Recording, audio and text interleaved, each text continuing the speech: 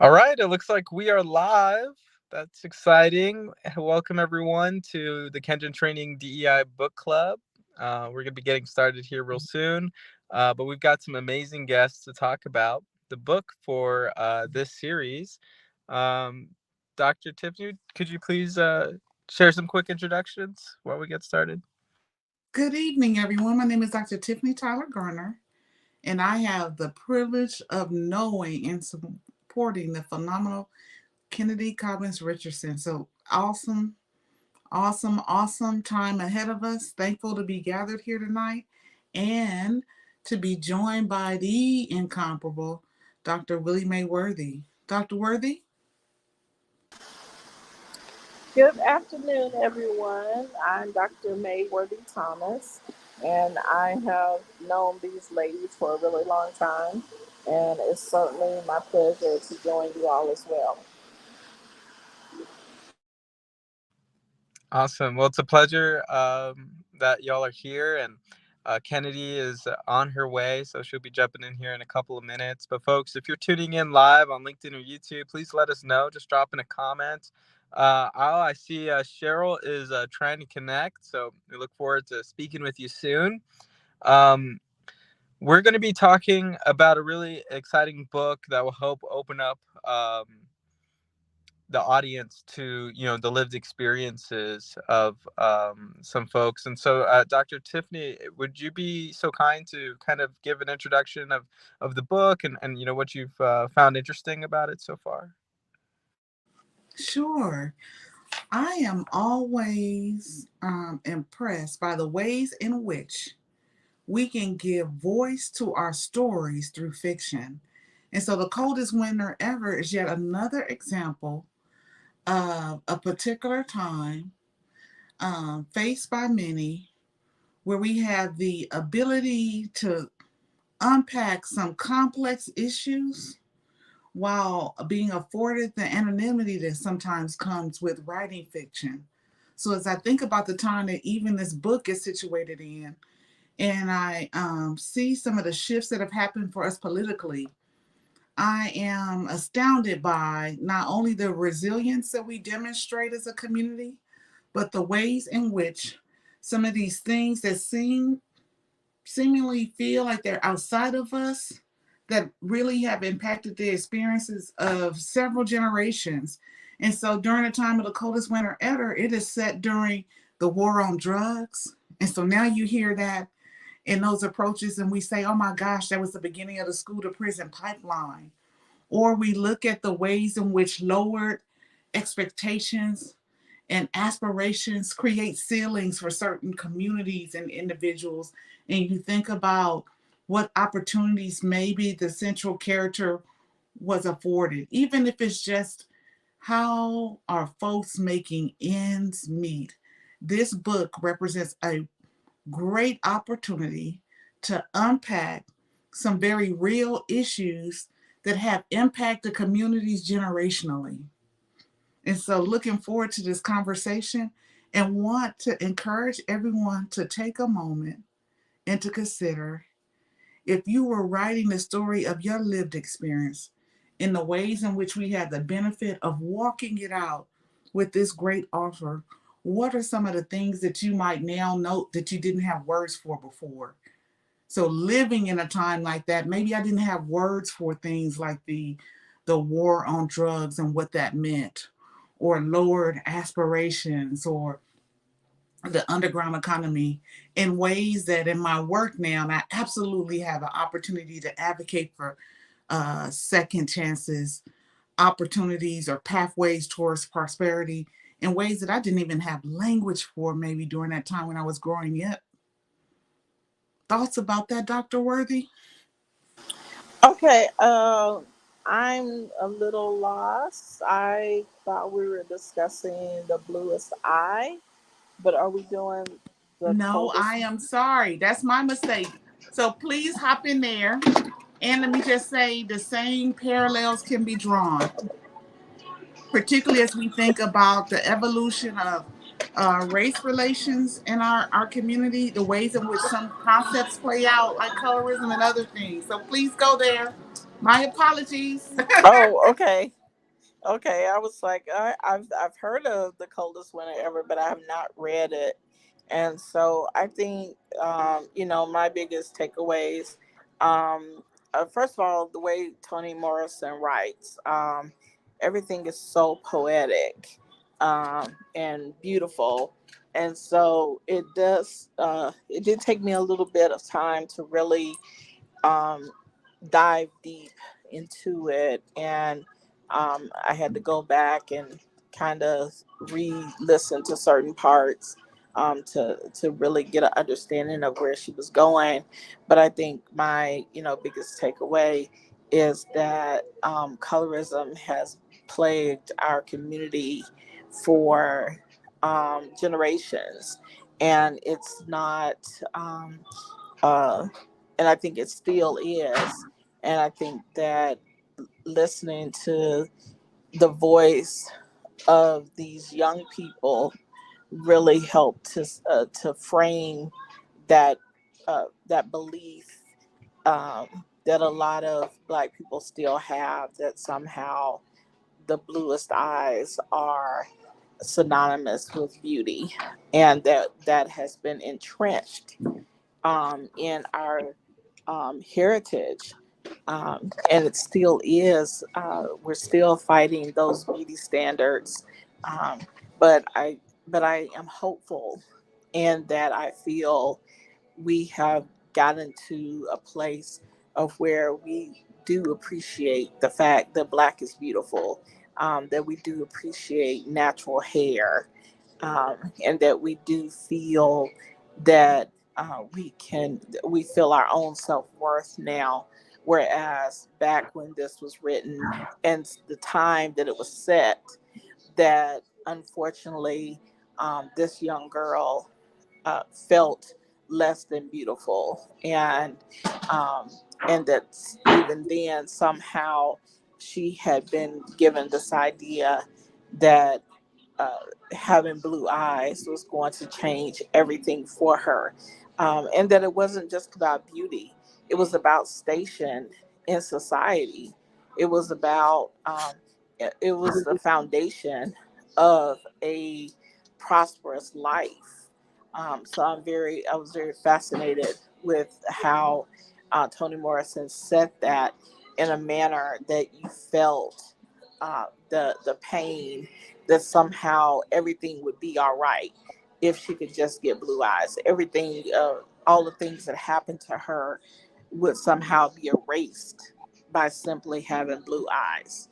So those are just a couple of the things that really stood out for me.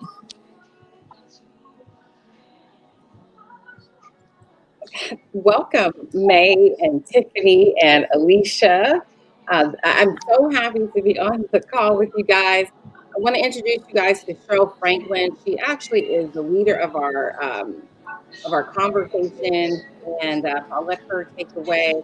But May, thanks for giving that amazing um, summary of what the book really is about and the issues that we deal with. I know that Dr. May and Dr. Tiffany both have boys. I'm raising two girls, but I'm wondering how, in your own motherhood, how does the concept of beauty, and particularly Black women's beauty, how do you translate or teach your boys or taught your boys as they were growing about beauty, Black beauty, um, and ways to kind of deal with that and navigate that as they were coming of age? Well, I definitely think that raising boys to respect their own looks and beauty is just as important as doing the same for girls. And I think that we somehow, unless you are the parent of a boy, you probably have lost that. You probably didn't know that there is some importance about that. But I found myself facing that where my son, when he was younger, he's 19 now, when he was younger, he was chubby. And so dealing with him and his weight issues was just as difficult as if you had a girl who was dealing with weight issues. And so he has since lost the weight, and he's very much cognizant of looks. He does some modeling on the side, and he's had to come into his own and learn how to respect himself and his looks and appreciate his looks as a Black man, and not fall prey to the same ideas that society wants to instill in us, that somehow being white is right. So I definitely believe that men, Black men, also deal with beauty issues, and most people would not even know that or recognize that, because everything is, about women being tall and thin and blonde and blue eyed. But my son, he still struggles with body image issues, even though he has lost his weight. He won't wear certain things because he says it makes his thighs look feminine. Mm. And so that's, I would have never thought that that would be a conversation that I would have to have with my boy, that there's nothing wrong with your thighs. Your thighs are perfectly fine, and there's no reason that you can't wear these certain type of pants or certain type of shorts because you believe that. What about you, Dr. Tiffany? I would note that it has required some self healing, clarity, and some redefinition. Colorism has showed up in several ways in our families, whether it's the fact that I have a son with very defined features who more so favor his father, who is of African descent, or my youngest son. Throughout the journey of parenting them, I've had to empower and support them around like some of the narrative we have around what it is to be African versus African American, or of a darker complexion, in ways that I faced even as a young woman. I can think of instances in my own journey where I would hear things like, you sure are pretty to be so dark," as if that was a disability. So supporting my sons through it required me to also find a path toward healing from that journey myself, as well as helping them counter some of the things that they even say about women, and this perception that somehow if they married outside of our community, they would have a partner or a mentor or a guide that would result in greater social mobility for them.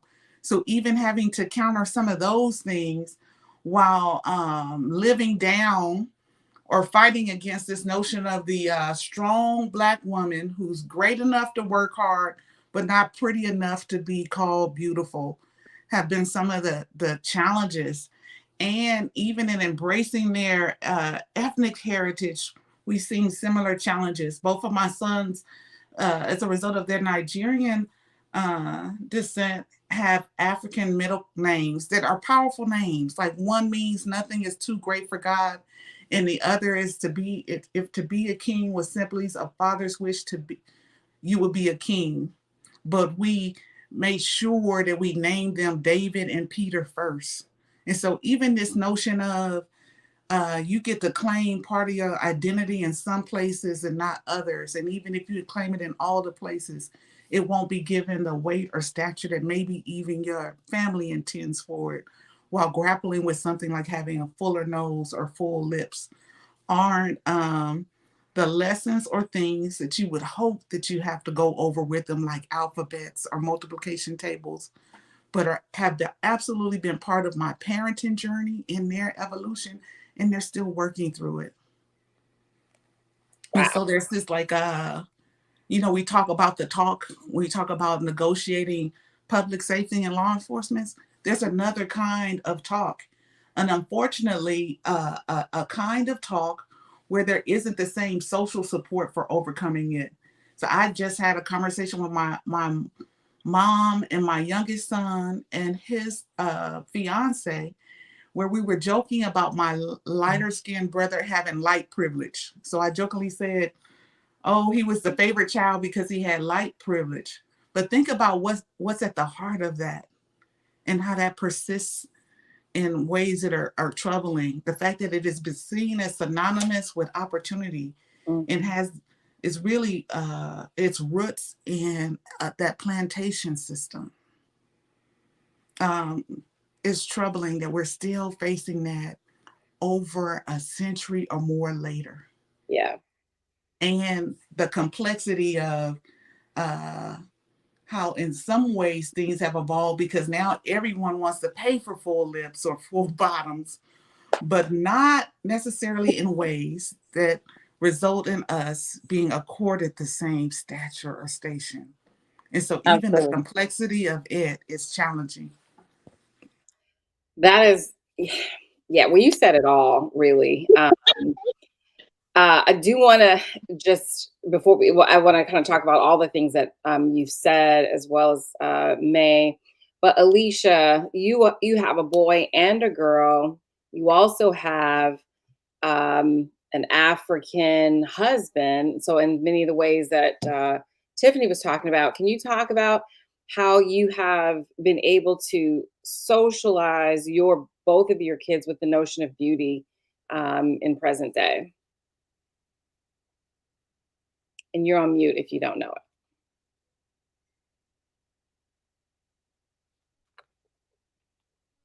Okay. So I don't know if she's having technical difficulties, but Cheryl, do you want to jump in? Absolutely. So did you want to start? I don't have I guess I'm having some technical difficulties, so we don't have the presentation ready. I don't know if you, I can get I can't. to me. I'm on through my phone and not my computer. That's the only way I could connect. Okay. So I can't connect the presentation. I can kind of like turn the phone and show you guys, but that would be a little, I don't know. Email me the presentation. I'm off mute now. I'm so sorry. I don't know if to speak on it. Okay, well, go ahead and answer that question. I'm going to try to email you the presentation, and then we'll see what we can. Yeah, not a problem. So, Alicia, did you hear my full question? I did. I'm sorry. I'm at a soccer practice in the car, but I can speak on it. I'm going to go with the camera off because you can't really see me, but you can hear me okay? Yes. My son is, I guess, of a lighter complexion, and my daughter is of a darker complexion, taking after my husband, who is Senegalese. And my son's first name is Suleiman. I definitely appreciate the discussion that Dr. Tiffany, I completely understand that I grappled with naming him Suleiman, but because it's because of the name and how powerful the name is, being named after a king who asked for wisdom. And I try to make sure that my kids, they both understand that.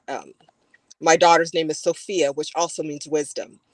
And it is unfortunate that she still in middle school suffered from those same comments. You would be prettier if you were not so dark. If you were just a little lighter, people would receive you better. And she suffered a depression in middle school from that, and has since recovered in a very strong way, because she's at an all-girls school, where she's feeling empowered. But to speak specifically on the beauty, so now that my daughter, who's older, has evolved from that middle school trauma into understanding her beauty, into wearing her afro and her natural curls and her braids and her ponytail weaved in, hair out, hair in, like just embracing all of what it means. In fact, I even caught her saying, "Ooh, this is just too much booty," but in a good way, like, right, just really appreciating who she is and what she has. And I'm now dealing with my son, who is 13, younger than her, and asked me specific questions. Why is Sophia so much darker than us? Why am I lighter? Why, grappling with these issues, even as early as, I think he was 6 or 7, he thought he was Latina. He would ask me, "Mom, am I like," he named some artist who was a musician who was like kind of caramel colored complexion or something, and he thought that he was Latino. And so I have really fought and struggled to lead him towards the light in understanding where this colorism comes from.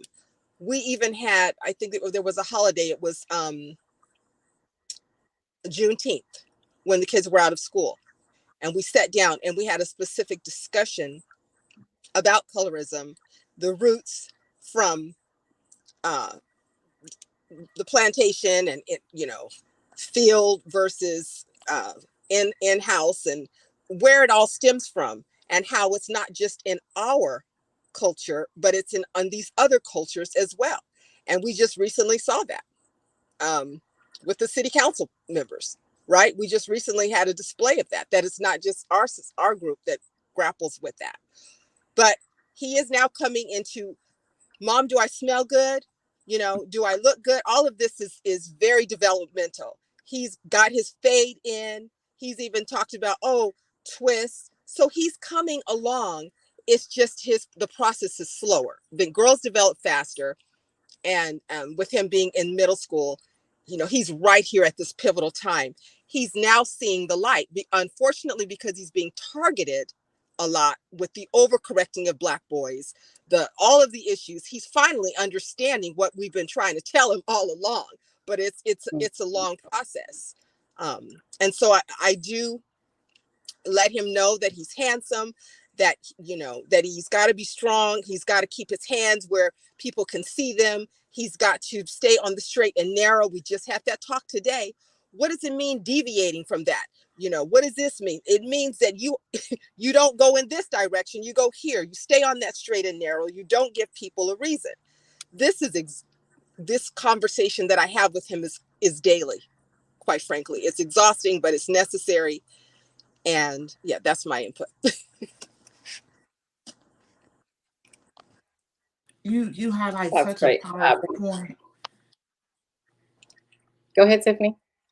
I'm sorry. I was just going to say that was No, go such a ahead. profound point, particularly this notion of being too much of yourself, or because you're too tall, or you look a certain way, or your voice is heavy. You need to monitor and manage how you present or show up. At the core of that is this notion of you are too much of you, which begs the question, well, what else could I be?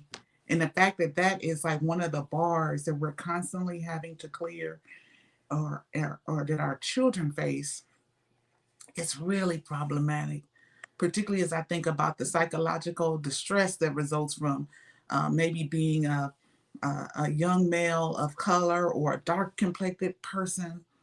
The fact that you have to actively manage the bias or myths that are assumed as a part of just your daily living is this extra tax that those children, communities, and individuals are paying daily.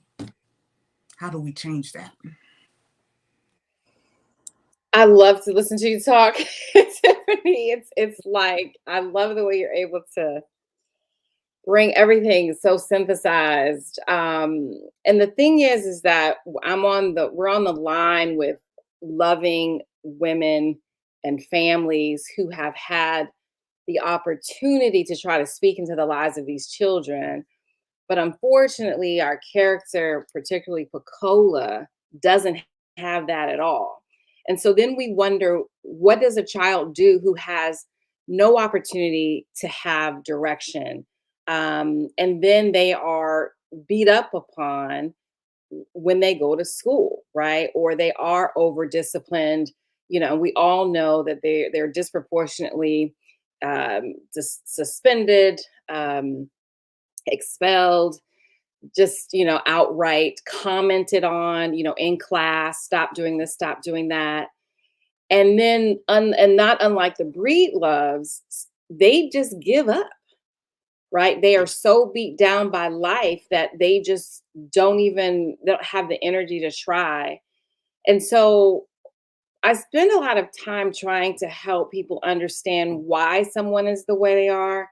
And I do get a lot of pushback because people were like, well, I know why, but I still don't like it. And, if I, were still teaching and I had Pecola in my class, I would understand her differently than I would even a Claudia and Frida, who do have their parents, or certainly the character that shows up in the next chapter, who, is better off. They went to college, you know what I mean? And perhaps families like ours, maybe when we were growing up, perhaps. But what do you do with kids who don't have a parent at home trying to teach these lessons, trying to help them understand you have to be twice as good, trying to help them understand why you can't show up your full self at work, at least not your first 6 months, get into the job first, or encouraging people to code switch so that they can, continue to do that. But, how do we negotiate those who don't have the inputs, that we are trying, to give our children?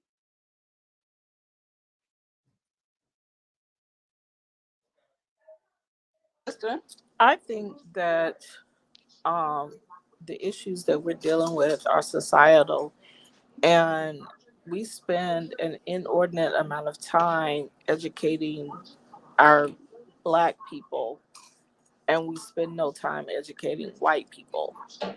And I think that that is because there is this feeling that they'll never get it, they don't want to get it. And so, whatever we want, um, if we want a seat at the table, we have to bring our own chair. But I'm of the mindset that we should also be spending time trying to educate society as a whole. Um, and, it's easier for me to say that than it is to do it. For instance, my son has dreads and he's in an internship. And so I tell him that he needs to wear them pulled back, keep them neat, so that they look professional. But my tone of saying so that they look professional is my way of saying so that white people can feel comfortable. Um, and that's essentially what I'm telling him is basically do this to your hair so that they feel comfortable. And I think that, we have moved away um, from that somewhat. We are more willing to wear our natural hair to the workplace. I notice more of our TV commentators, they're wearing their hair natural. Um, Everybody doesn't, feel like they have to have silky hair all the time. But I think uh, that we have to consider how we present ourselves to white America, because we spend so much time trying to make them comfortable and trying to do things that they would find acceptable. And I think that we have to start pushing back on that some. Yeah, very true. My girls love to wear their naturally curly hair. They love to wear braids, but I require that on the first days of school that they blow their hair out. And I know I'm sending double messages, but I also know that first impressions, don't get a second opportunity. And again, I'm helping other people feel comfortable, and even sending a message, that their opinion matters more. And so, you know, Cheryl, why don't you go ahead and take over? Okay. Thank you, ladies, for joining. The conversation has been great. You guys have already, touched on a lot of, what I want to discuss with this book. Just to give you, I haven't met you ladies, so just to give you a little bit of background. My name is Cheryl Franklin. I'm a chemical engineer. I work in medical device currently. You don't have to go back to that. I can just wing it. I am very passionate about diversity, equity, and inclusion because I have, as an engineer, um, I experienced a lot of misogyny, a lot of racism, just like not being welcomed at the table, or they want you there, but they might not want to hear your voice. Or, you know, there's a certain role that we play. So, as you ladies have said, it's very important that we educate people. And while we don't want to think that our actions are just for the comfort of our white coworkers, um, a lot of times they are, because we know that if they're comfortable with us, if I can humanize myself in their eyes, then maybe they'll value me. The problem comes when that doesn't happen. And so, I want to really like dive into the colorism in this book, because a lot of what we do to ourselves. It's a message that, we teach our children, or that, our community teaches our children. And, we, it came from a place of, slavery, and that image of us. But the continuation of it is something that we really need to take a deeper look at. So I wanted to start this book club with this passage. In the prologue of the book, she starts out with, "Here's the house. It is green and white. It has a red door. It is very pretty." You can see this the first time on page 4. And if you guys have noticed, when she first introduced this passage, the grammar is correct, the punctuation is correct, and it's the typical Dick and Jane story.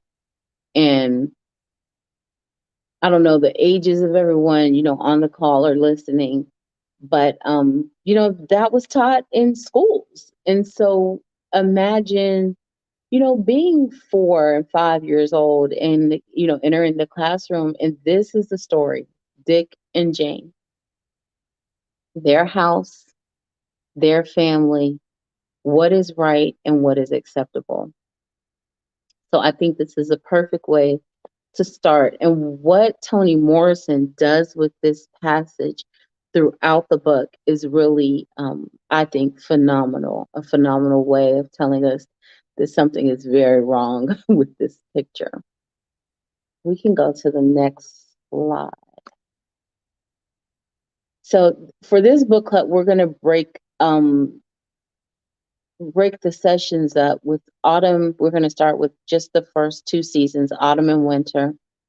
And then for our next session, we'll cover spring and summer. So I do want some input from you guys on why you think Toni Morrison broke the book up in seasons. So anything from anyone?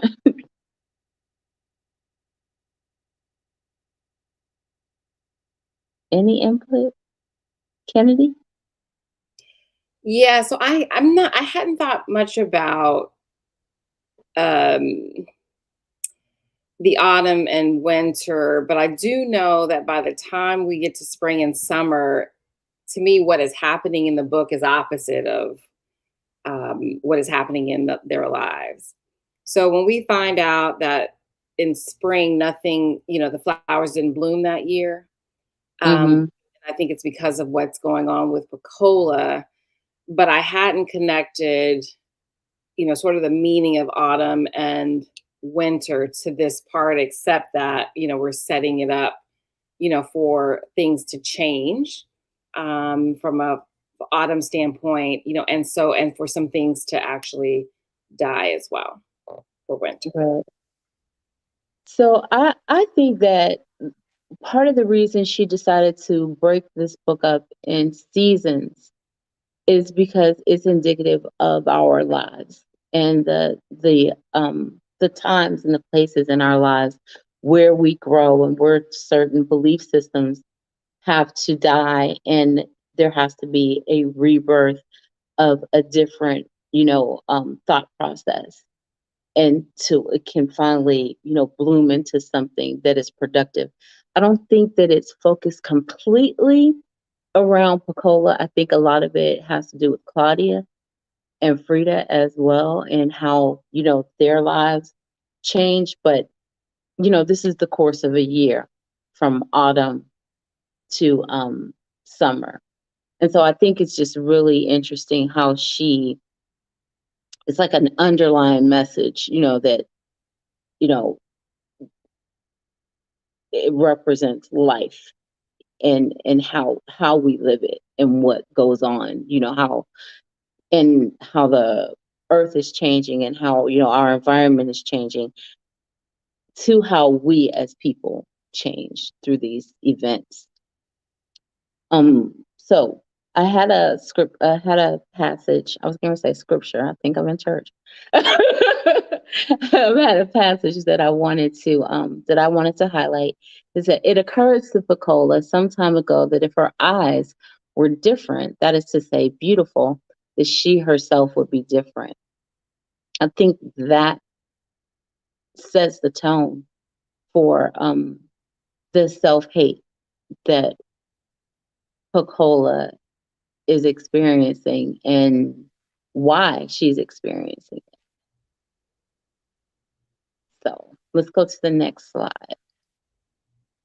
So these are some things that I want to talk about with Autumn, which is chapters 1, 2, and 3. So can one's physical appearance alter their psychological state? You guys have already touched on this earlier, but I'd like to hear some comments on this as it relates to the Bluest Eye.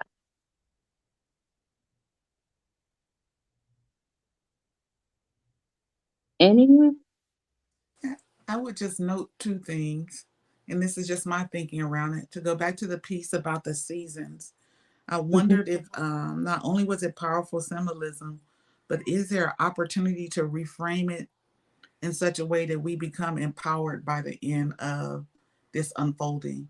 So, like, if I can tune into the fact that seasons also have a certain predictability, even Right. do what during what is unsettling times for these characters, right? So, like, I Hmm. can count on a spring to come after a winter. And so, like, what is my ability to use it as a way to pivot or reframe how I'm feeling and seeing about the oppressive nature of colorism and these caste like systems that have existed in our society? And then to speak to the piece about can a way that one look change how they see themselves? Of course, absolutely, right? Yeah. I can think of two significant times in my life just recovering from chicken pox and having scratched it in my face and like just living down those marks, but also the ways in which this sword cuts both ways.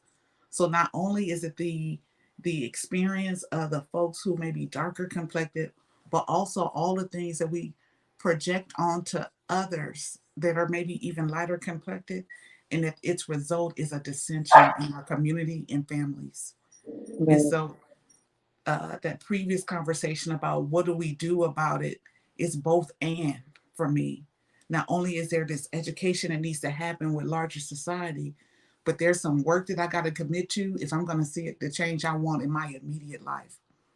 Like it necessitates mentorship and the Yeah. power of it, because there may not be folks in everyone's lives that will help them read the hidden rules, right?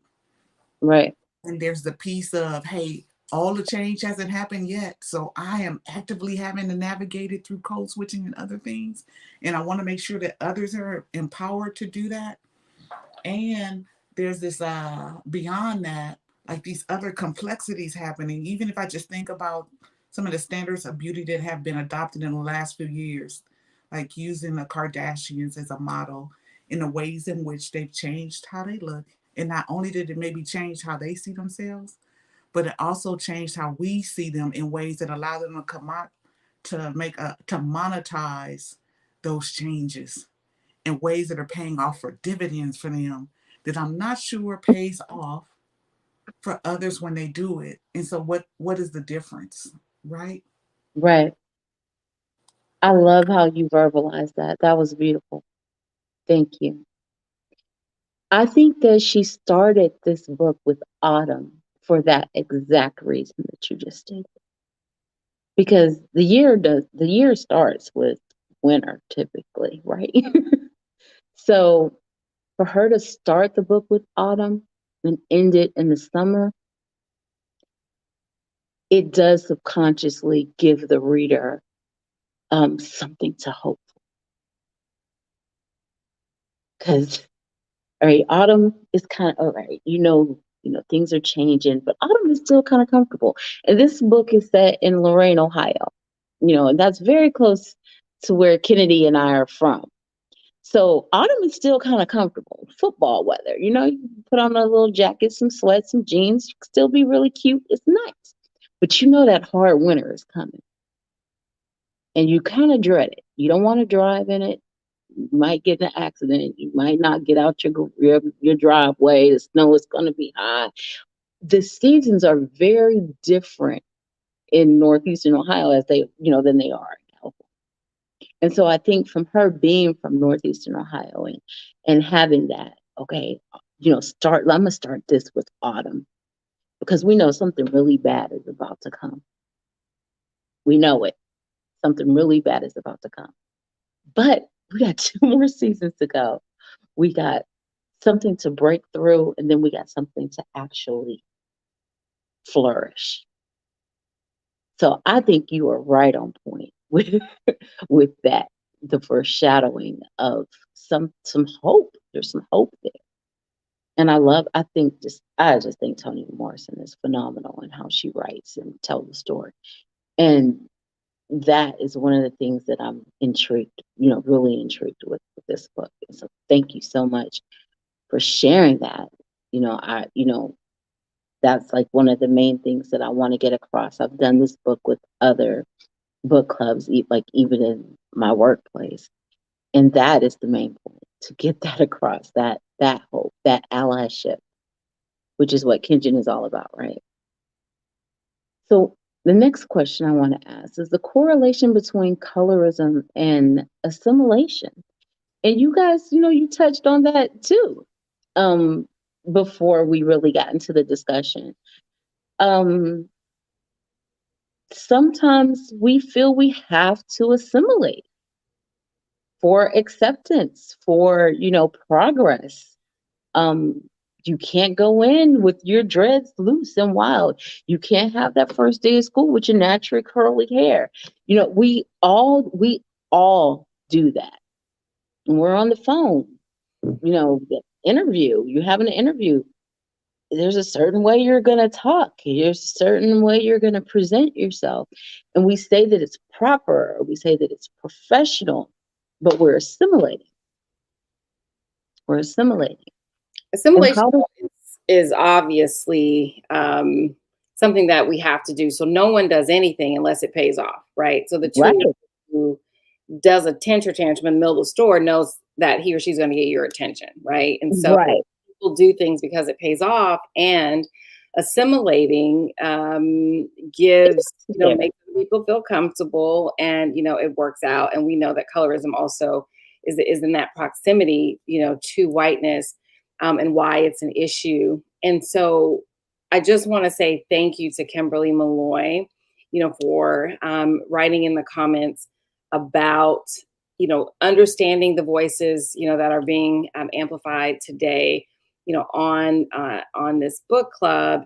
And that is really the purpose. And I hope everyone who is watching, can understand that the purpose is so that we can use a book to talk about issues without having to, make it an inaccessible conversation for you.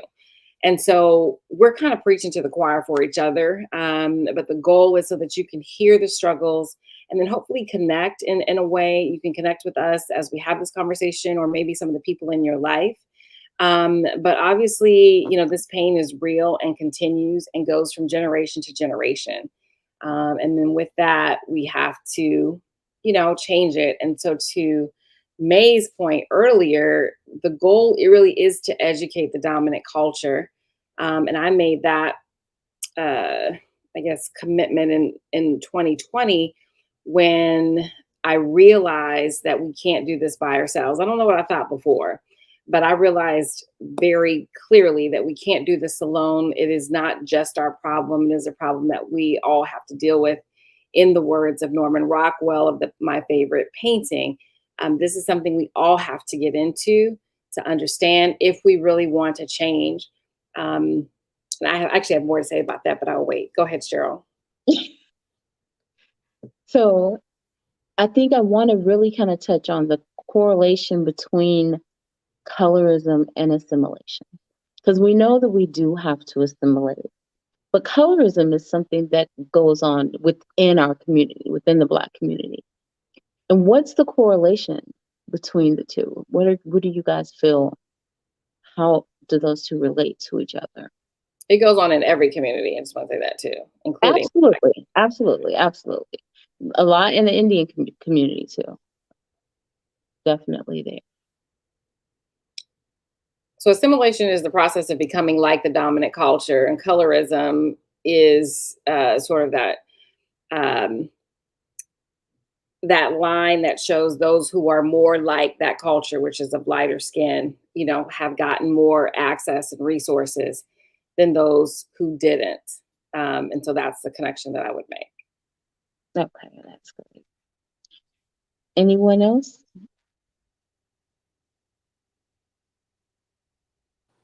Okay. So I want to talk about the examples of how the breedloves have internalized Black self-hatred.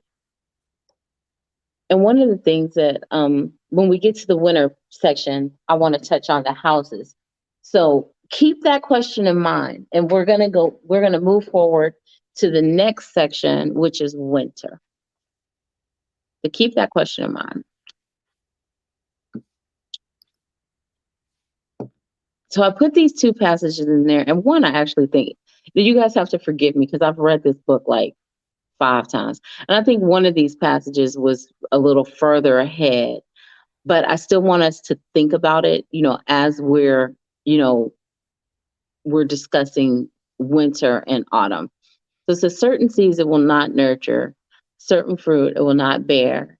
And when the land kills its own, when the land kills of its own volition, we acquiesce and say the victim had no right to live. Just think on these. And the next passage, you guys can read it to yourself. I don't have to read it to you. And then we're going to go to the next slide. Take a second and read that last one. Keep these in mind as we continue our discussion,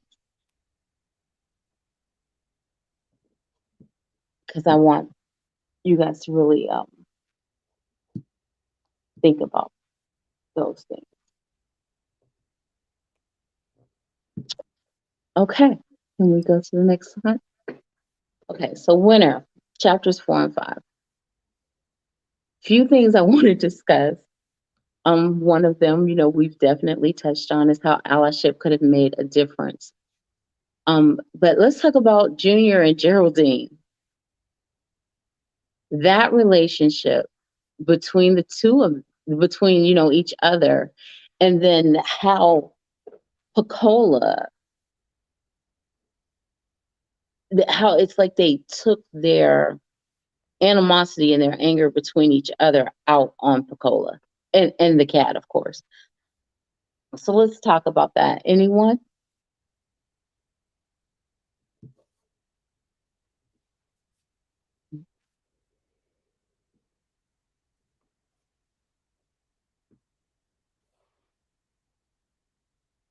No? Okay. So, okay, I'll give you my thoughts. So when I look at Junior's character and how he essentially sought Pecola out, he lured her into their home with the promise of something pretty. And how for Pecola in her situation, her life situation, she wanted to be a part of something that was pretty, something that was, beautiful. And so when he lured her into the house, and then once he got her there, he had the cat attack her. He threw the cat on her, and the cat, scratched her face up. His issue wasn't really with Pecola. His issue was really with his mother and how he felt his mother loved the cat more than she loved him. Now, these are two lighter skinned, fairer skinned people. So, Pecola has a viewpoint, it's already been, established that she thinks that the lighter skin is better, it's prettier, it's nicer, it's, everything about it is beautiful. But she doesn't, so she can't see this issue between Junior and his mom. And then he locks her, after the cat attacks her, he locks her in a room. So I think the most intriguing part of the thing about this part of the story is that he locks her in the room with the cat that just attacks her, but she befriends the cat. She calms the cat down. She pets the cat. So there's some love there. There's some peace there within her, even though she's just been attacked. And I think this is like the best foreshadowing, right? She is, loving this cat that's just attacked her. And so when he comes back in the room and she's petting the cat and the cat is fine and she's fine, what does he do? Takes the cat, swings it, cat hits the furnace, cat dies. So when his mom comes home, he tells his mom that she killed the cat. And the crazy part is, and I've seen this, we've seen this a million times, that the adult didn't ask what happened. She made the assumption that she killed the cat. Threw her out her house. This is the winter now. And I can't imagine that pain. You lure me in, you abuse me, I make the best of the situation, and then you abuse me again, and you throw me out in the cold. That, to me, I think is just, I kind of get emotional in that part of the book because I try to put myself in Pecola's shoes and what that may have felt like. And Geraldine had an opportunity. A lot of people had opportunities to be an ally to Pecola, and they just didn't take it. And for me, what I see there is that it's because there was some self-hatred there. They couldn't see her beauty. They couldn't see her love because they couldn't really see it within themselves, light skin or dark skin. And I think it's very important that we note that how Geraldine's behavior was towards Pecola, when she, could have been nicer. And so, I just wanted to explore that. I wanted you guys to think about that and how, that could have, how that affected her. And how, at that point in time in the book, she could have had an ally and she didn't. So the last thing go ahead. We're going to jump in. May? I'm sorry, can you hear me? I'm sorry, I'm driving, but Yes. I was trying to get off mute before. Isn't that just exactly what we have been taught and what has happened to our people for years and years, that the lighter you are, the more beautiful you are, the better people treat you.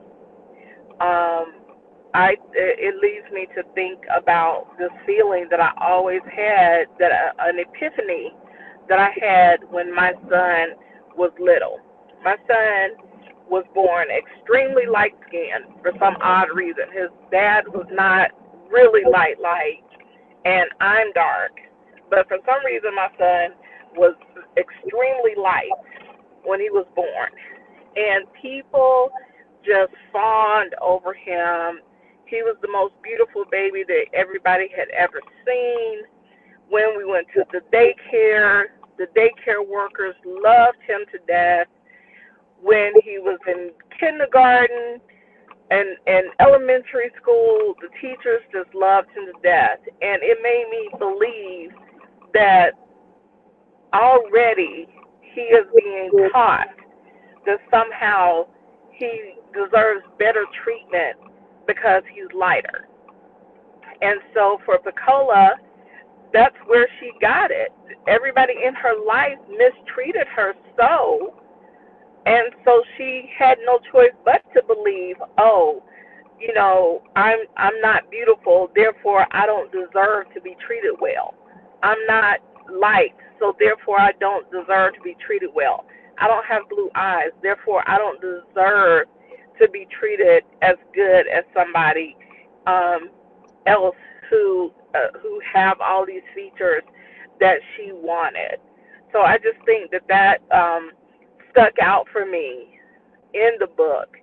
And like I said, something, an epiphany that I just had watching how people treated my light skinned child who has since, he's still kind of light, but he's definitely nothing like he was when he was little and was born. And so that was just very interesting to me.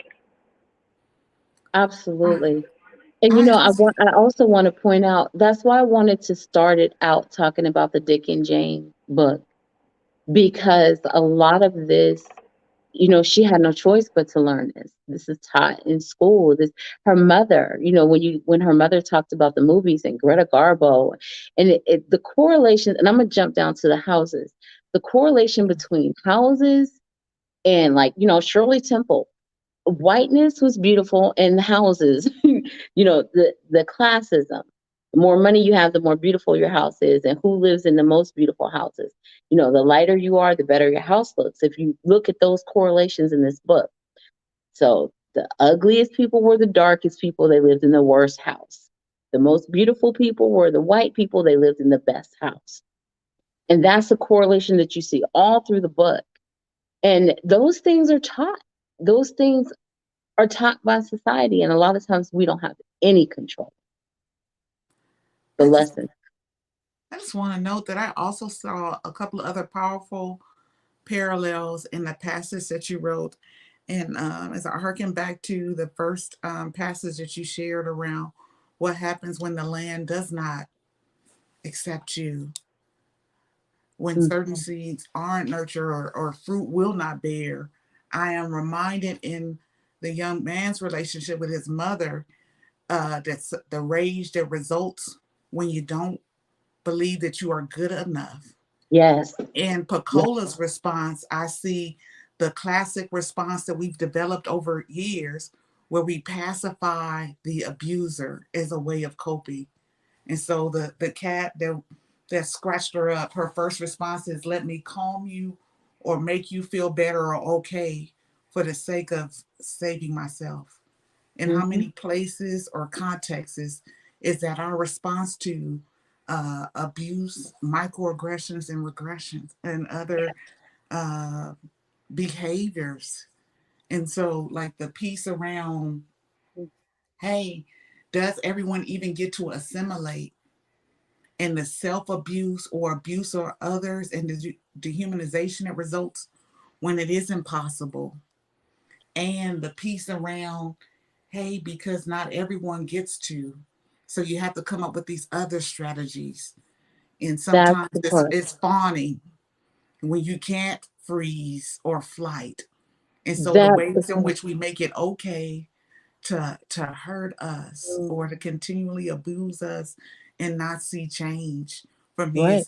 it's symbolic of those things that we are even living out today. And so how do we Exactly. shift it? And that's why I put the assimilation piece in there, because not all of us can assimilate. We all don't have the education to appear a certain way. We all don't have the ability to straighten our hair or to make our hair look neat. Pecola did not have the ability to assimilate. And that's why I wanted to, that's exactly why I added that part in there. And thank you. Tiffany, I'm loving you. I love you. This, this book is just, phenomenal. And, hopefully, well, fortunately, we do have another session coming up in December where we're going to talk about um the last two sections, spring and summer. And just think on these topics, these issues of poverty, social injustice, beauty, and colorism, and the correlation, between, think about the houses and think about, um, what they feel beauty is. And so, thank you so much for giving me this opportunity to start this book off with you guys. It's been wonderful. I appreciate, your participation. It's really been a great book club. It's been great. So we will do the next two chapters. So I hope to see you two back. And next month we can finish the book. But I really have enjoyed this conversation. Do you guys have any parting thoughts or words before we sign off?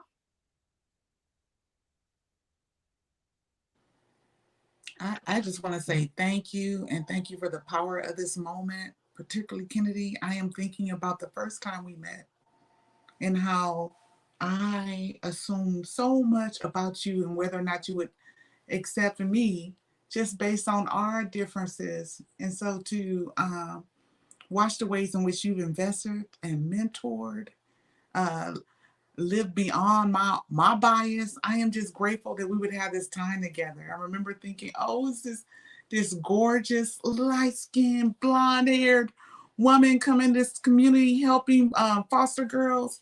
I need to be very articulate, very polished. Let me straighten my suit up in hopes that she will like me or accept me. In the ways in which you live beyond my fears and have shown up and been a real support. I just want to say thank you, and thank you for all the ways you've taken that and expanded it and are giving it to others through these kinds of book clubs and the work that Kengen is doing. Thank you. You're about to make me cry. Like, my gosh. Thank you. I mean, I would be remiss. We're going to go a little bit, at least another 30 seconds, because I think it's just amazing how someone's physicality can really impact how people do interact with you. And you have always been so brilliant, so bright, so wise in the way that you speak about people and things. And then my favorite moment is after the party that I threw at the D, and how we laughed about that at a meeting. And I really could barely contain myself because of the humor that you also have. And so just the total package. And if anyone at any time has tried to make you feel less than, shame on them, because in no way, in no shape or form are you that. And so keep the freaking faith, because you've got it all as far as I'm concerned. And thank you for being in this moment with me, for jumping on this call. In fact, both of you are old friends of mine, and both of you are people who I really do admire and love, really with all of my heart. So May, if you're still there, I love you as well. And obviously we've all gone through a lot together. And I appreciate that. So May, do you have any parting words? I just want to say thank you, and I also echo. Yes, I also echo Tiffany's words about how awesome you have been, what an awesome addition to our community you've been. And anytime you're doing something, I want to be supportive. And so forgive me for not being as attentive throughout this. I was getting my hair done as we talk about the importance of appearance. I could not miss my hair appointment. So time I'll be able to be on camera and be a little bit more attentive. So thank you all. No, thank you all. This is such a great call. And I've known Cheryl all of my life, just about. Like she did say, we're from the same hometown. Went to different high schools, but just being from the Yo is special always in itself. So this has been amazing. Thank you guys. I do hope to see you next month when we finish the book, and perhaps you'll, do I think we're going to talk about what the next book is on the next call. So hopefully you can keep joining. So I love you. Have a great evening, and I'll see you all soon. Thank you.